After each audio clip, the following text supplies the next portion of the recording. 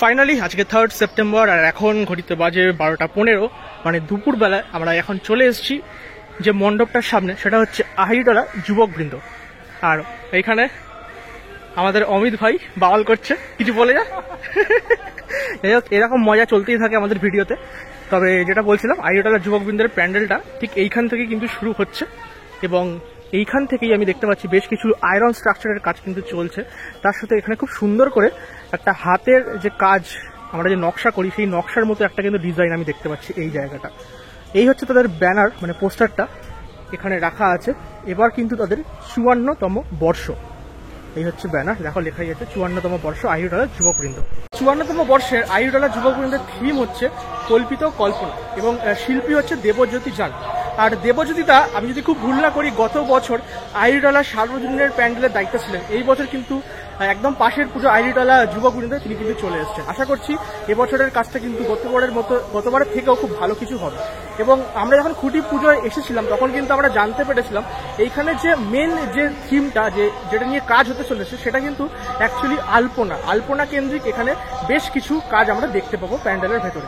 মণ্ডপের ভেতরে আমরা অলরেডি প্রবেশ করেছি এবং দেখতে পাচ্ছি ঠিক এই ধরনের কিন্তু কাজকর্ম চলছে আহিরিটোলা যুবকবৃন্দের।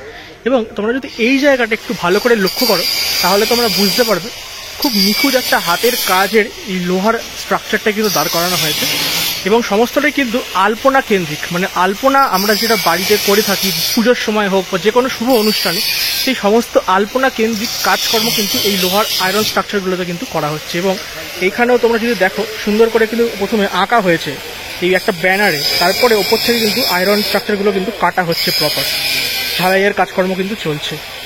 তো এগুলো কিন্তু খুব দেখতে তো ভালো লাগছে, বাট কাজটা কিন্তু বেশ কঠিন কাজ। এবং এই জায়গাটাও তোমরা যদি দেখো, এইখানেও কিন্তু খুব সুন্দর করে ডিজাইন করা হয়েছে আলপনার মতন করে। এই আয়রন স্ট্রাকচারগুলোতে আলপনার মতন করে কিন্তু পুরো জায়গাটা ডিজাইন করা হয়েছে। খুব সুন্দর লাগছে, মানে কমপ্লিট যখন হয়ে যাবে অল ওভার দেখতে মণ্ডপটা বেশ ভালো লাগবে।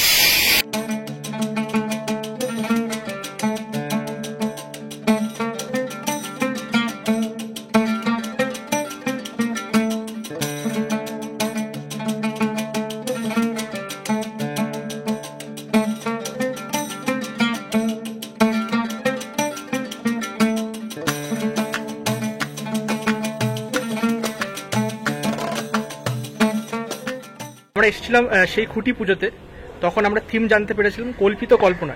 এবার একটু যদি ইলাবোরেটলি দর্শকদের জানাও থিমটা। বিষয়টা হচ্ছে বহুদিন আগেরই আমার ভাবনা ছিল যে আলপনা নিয়ে কাজ করবো, তো ঠিকঠাক জায়গা পাচ্ছিলাম না। তো এবছর সেই সুযোগটা পেয়েছিলাম বলে তাই এবছর আর কোনো দ্বিধা ছিল না যে বছরে আলপনা নিয়ে কাজ করবো। এবং আলপনা নিয়ে বহু কাজই হয়েছে, কারণ আলপনা আমরা জানি যে কোনো পুজো বা যে কোনো শুভ অনুষ্ঠানে আলপনাটা আমাদের থাকে, বাঙালির রীতির মধ্যে আলপনা থাকে। শুধু বাঙালি কেন, ভারতবর্ষে বা বিভিন্ন অঞ্চলে বিভিন্ন রকমভাবে তারা তাদের আলপনাটাকে, মানে একটা শোভাবর্ধন বা কাউকে আমন্ত্রণ জানালে সেই যে আমন্ত্রণের যে জায়গাটা, সেটাকে সুন্দর করে সাজিয়ে তোলার, সেটাই আলপনা দিয়ে হতো। আমাদের বাংলায় আলপনা করি, সাউথে রঙ্গোলি হয়, বিভিন্ন জায়গায় বিভিন্ন রকম ফর্ম্যাটে তাদের হয়।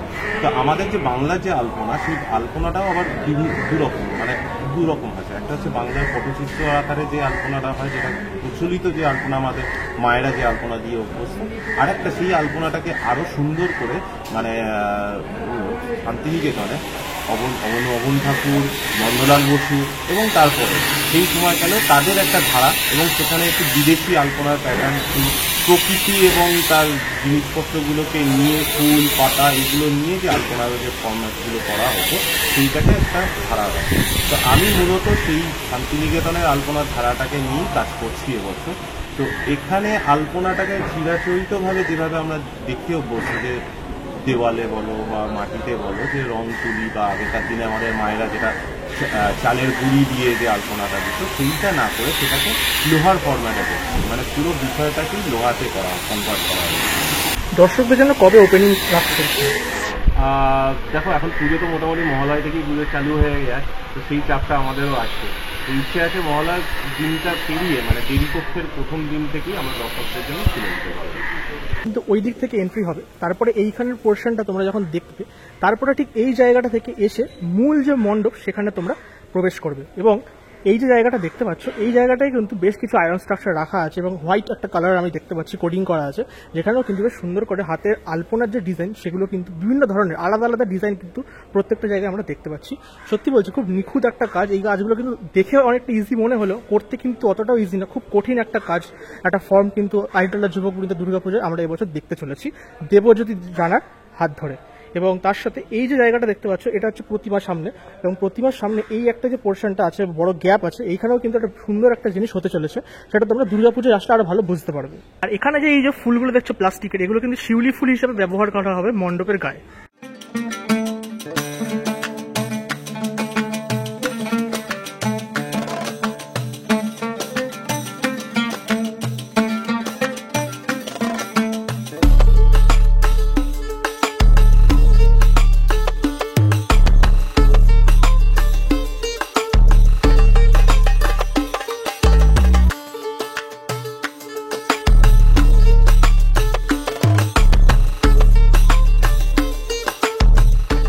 আইওটালা যুবকবৃন্দের এক্সক্লুসিভ মাতৃ প্রতিমা তোমাদের কিছুটা দেখাচ্ছি। এই হচ্ছে নিচের অংশটা, যেখানে অসুরটা তোমরা দেখতে পাচ্ছ, খুব সুন্দর করে কিন্তু এখানে কাজটা আছে, খুব নিখুঁত কাজ কিন্তু এই অসুরের যে মুখের শেপটা সেটা কিন্তু খুব সুন্দর লাগছে দেখতে। তার উপরে দেখতে পাচ্ছ এখানে সিংহ আছে, মা দুর্গার সন্তানরা দুপাশে আছেন, এখানে বেশ সুন্দর লাগছে দেখতে, কোনো ছোট্টখাটো গনু বাবাজি এবং এদিকে কার্তিক আছেন, খুব সুন্দর লাগছে। এবং মা দুর্গার মুখ কিন্তু এখনো রেডি হয়নি, ঢাকা দেওয়া আছে, তাই এর ওপরে তোমাদেরকে আর তুলছি না, এটা একদম যখন কমপ্লিট হয়ে যাবে তখন তোমরা পুজোর সময় দেখতে পাবে। তো এই হচ্ছে দুর্গা মূর্তির একটা 50% পার্ট তোমাদেরকে দেখাচ্ছি, বেশ সুন্দর লাগছে।